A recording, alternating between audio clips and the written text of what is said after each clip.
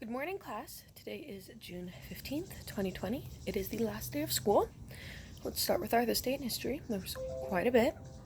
On this day in 1215, King John puts his seal on the Magna Carta. This is a document that he was forced to sign, basically saying that he wouldn't be a complete tyrant and jerk. You can see it on display in England. It's really cool. It's over 800 years old, and when I went, there's just like this little tiny sign like Magna Carta this way. It wasn't like this big thing. I was in that it's in the library, kind of like their archives. I was there for something else, and I just happened to be wandering around afterwards and saw it. It was really cool. On this day in 1877, the first African American graduates from West Point. West Point is the Army Military Academy. So just like in Annapolis, we have the Naval Academy. That's the Army one. It is up in New York. On this day in 1775, George Washington is assigned to lead the Continental Army. So he was chosen to lead the army against the British. On this day in 1776, Delaware declares its independence from England. It was the first state to do so.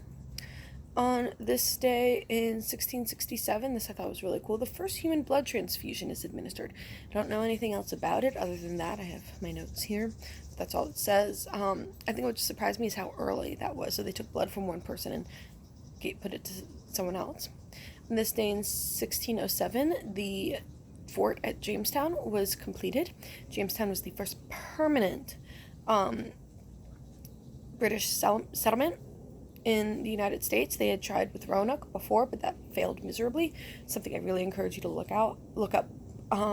Pretty much the whole colony disappeared. It's this big mystery. It's really cool to read about. On this day in 1836, Arkansas is admitted to the Union as the 25th state. And on this day in 1898, the U.S. House of Representatives approves the annexation of Hawaii. So adding Hawaii, kind of like branching out, but like we're thinking about including you. So why am I doing a video today? There's nothing left for you guys to do. I really just wanted to take this opportunity to say thank you and to say goodbye. I'm posting this to my 6th graders as well, so this is for everybody. It's been such a joy to teach you guys this year, and I really can't thank you enough.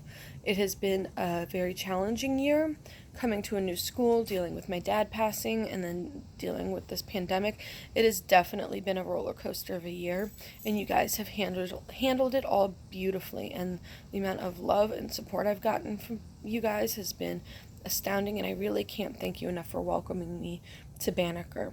It has been my honor and my privilege to teach you this year. I have really enjoyed every minute of it, whether I seem to or not. I really do enjoy it, and I enjoy being with you guys.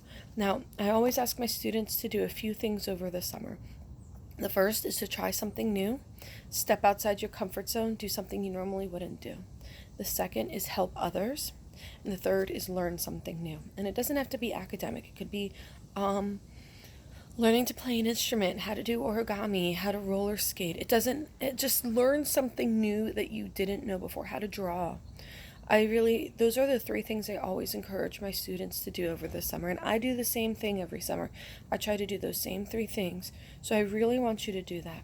If you ever need me, you guys, especially my 8th graders, you're leaving Banneker, but that doesn't mean that you're gone forever. If you ever need anything, you know how to reach me. I am putting on the announcement on Google Classroom for this, my email and my Google Voice phone number. You can shoot me a text, call me, email me, whatever you need, anything at all. I'm always here for you.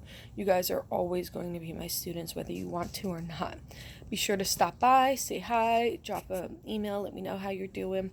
I wish you the best of luck in high school. To my 8th graders, you did it. You survived middle school. It's probably the toughest and most uncomfortable 3 years of your life, but you did it. 6th graders, you have 2 more years. The hardest part is done, getting to middle school and adjusting. Next year, you'll know what you're doing. You got this. I think that's about it. Make sure to enjoy the weather this week. It's supposed to be gorgeous. Goodbye, guys. I'll miss you all so much.